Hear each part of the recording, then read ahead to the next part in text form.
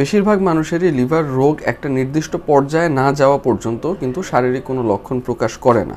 Decompensated cirrhosis বা লিভারের সিরোসিসটা যখন একটা নির্দিষ্ট পর্যায়ে অতিক্রম করে যায় তখন তার সাধারণত 4টি লক্ষণ দেখা দেয়। চোখ হলুদ হয়ে যাওয়া মানে জন্ডিস। এখানে একটা মানুষের মাঝে একটা কমন মিসকনসেপশন আছে যে প্রস্রাব হলুদ হওয়াটা মানেই মনে হয় জন্ডিস। ব্যাপারটা কিন্তু তা না। ইউরিনের নর্মাল কালার স্ট্র মানে খড়ের মতো, তার মানে আপনার ইউরিন স্বাভাবিকভাবেই কিছুটা হলুদাভ হবে। জন্ডিসটা সবার আগে আমরা চোখে দেখি।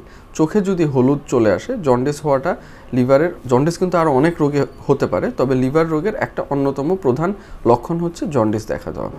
দ্বিতীয়ত রক্ত বমি বা কালো পায়খানা হওয়া, মানে গলা দিয়ে রক্ত উঠে আসা বা পায়খানার সাথে রক্ত যাওয়া, এটাও লিভার রোগের একটি অত্যন্ত গুরুত্বপূর্ণ লক্ষণ।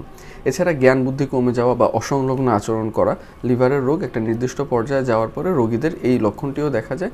এবং সবচেয়ে জরুরি যেটা, পেটে পানি আসা, পেট ফুলে গিয়ে পেটে পানি চলে আসা, লিভার সিরোসিসের ডিকম্পেনসেশন, অর্থাৎ সিরোসিসটা একটা নির্দিষ্ট পর্যায়ে অতিক্রম করে গেছেন ইন্ডিকেট করে।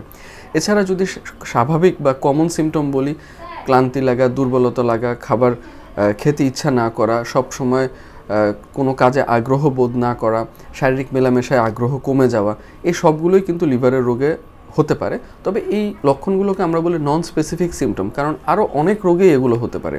লিভার রোগের ক্ষেত্রে স্পেসিফিক ওই 4টি: জন্ডিস, রক্তবমি, জ্ঞান বুদ্ধি কমে যাওয়া এবং পেটে পানি চলে আসা।